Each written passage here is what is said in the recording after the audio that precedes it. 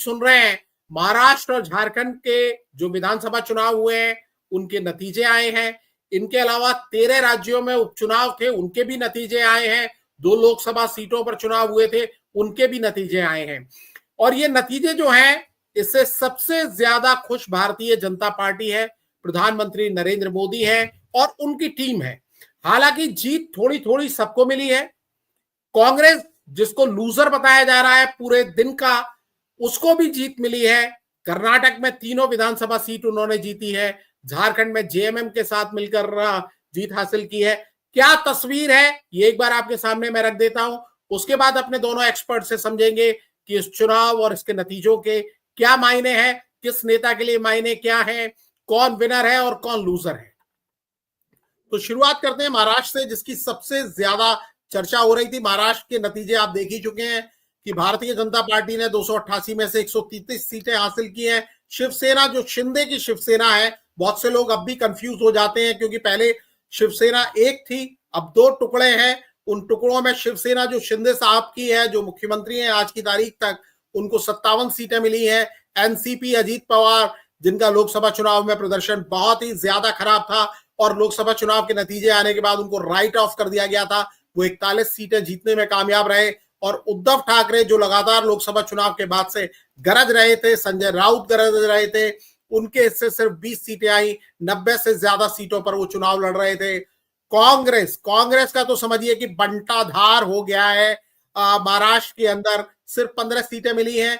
NCP SP यानी शरद पवार, जिन्हें बहुत से लोग महाराष्ट्र की राजनीति का चाणक्य मानते हैं, सिर्फ 10 सीटें जीत पाए हैं। 80 से ज्यादा सीटों पर वो चुनाव लड़ रहे थे। जिस दिन वोटिंग हो रही थी 20 नवंबर को, उनकी बेटी का एक ऑडियो टेप रिलीज हुआ था जिसे उन्होंने खारिज किया था। कहीं उसका नुकसान हुआ है या भारतीय जनता पार्टी की जो एक आंधी आई है उसमें इनकी उम्मीदें उड़ गई हैं, इसका विश्लेषण आगे तक होता रहेगा। समाजवादी पार्टी ने 2 सीटें जरूर जीती हैं। 2 ही सीटें उत्तर प्रदेश के उपचुनाव में जीती हैं और 2 सीटें महाराष्ट्र के चुनाव में जीती हैं और जेएसएस को 2 सीटें मिली हैं। तो ये एक तस्वीर है महाराष्ट्र विधानसभा की, जो आप में से बहुत से लोगों ने देख ही लिया होगा। झारखंड में बिल्कुल उल्टा हुआ है। 81 सीटें वहां हैं और हेमंत सोरेन साहब, जिन्हें घेरने की बहुत कोशिश की गई, भारतीय जनता पार्टी ने पूरा जोर लगाया था। शिवराज सिंह चौहान वहां कैंप कर रहे थे, हिमंता बिस्वा शर्मा वहां कैंप कर रहे थे, लेकिन अकेले हेमंत सोरेन ने पानी पिला दिया है।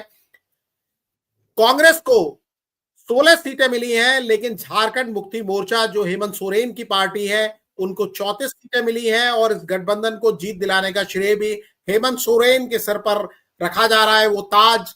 भारतीय जनता पार्टी सिर्फ 21 सीटें जीत पाई है। राष्ट्रीय जनता दल को 4 सीटें मिली है। सीपीआई एमएल को 2 सीटें मिली है। एएचएस यूपी को 1 सीट मिली है। तो ये दोनों जगह की बात है।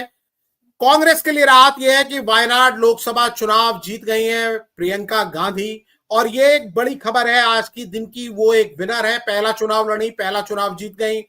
4 लाख से ज्यादा वोट, 4,10,000 का जीत का अंतर रहा है। लेकिन कांग्रेस के लिए दूसरा झटका लगा। नांदेड़ लोकसभा, जो कि कांग्रेस ने जीता था आम चुनाव में, उपचुनाव में वो हार गई है। यूपी में 9 विधानसभा सीटों पर उपचुनाव थे।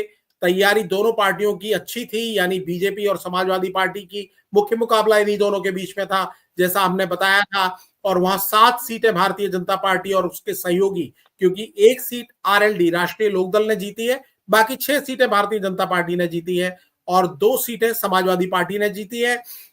नतीजे से नाखुश हैं अखिलेश यादव और उन्होंने कहा है कि असली संघर्ष अब शुरू होगा। लेकिन योगी आदित्यनाथ साहब, जो उत्तर प्रदेश में जो चुनाव हुए थे, आम चुनाव के दौरान सीटें घटी थी भारतीय जनता पार्टी की, 62 से घटकर 33 पर आ गई थी, तो ये उनके लिए कहीं ना कहीं साख की लड़ाई थी। अकेले दम पर योगी आदित्यनाथ और बाकी जो भी नेता थे उनसे कमतर थे, यानी उनके कद के मुकाबले के नहीं थे। वो तमाम नेता प्रचार कर रहे थे, लेकिन साख की लड़ाई जीतने में कामयाब रहे योगी आदित्यनाथ। और उपचुनाव जिस दिन वोटिंग हुई थी, पुलिस प्रशासन पर कई तरह के आरोप लगे, कई तस्वीरें भी आई, लेकिन कुल मिला के जैसा कहा जाता है, जो जीता वही सिकंदर।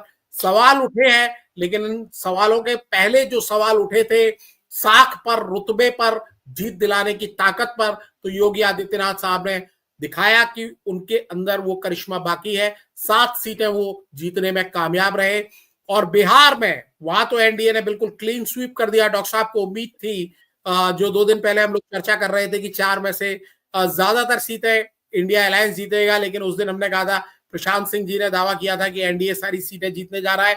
तो वो सारी सीटें बिल्कुल मिल गई है एनडीए को। पश्चिम बंगाल, ममता बनर्जी की भी बात होनी चाहिए, 6 सीट टीएमसी ने जीत ली। पंजाब में 3 सीटें आम आदमी पार्टी ने जीती है। वही मैं कह रहा था कि बात भारतीय जनता पार्टी की बहुत हो रही है, टीएमसी की उतनी बात नहीं हो रही, आम आदमी पार्टी की बात नहीं हो रही, लेकिन इन सब ने अपना गढ़ बरकरार रखा है। भारतीय जनता पार्टी ने राजस्थान में भी 5 सीटें जीती हैं। कर्नाटक, जिसका जिक्र मैंने शुरुआत में ही किया था, कांग्रेस पार्टी ने 3 सीटें जीती हैं। असम में 3 सीटें भारतीय जनता पार्टी जीतने में कामयाब रही है। तो ये एक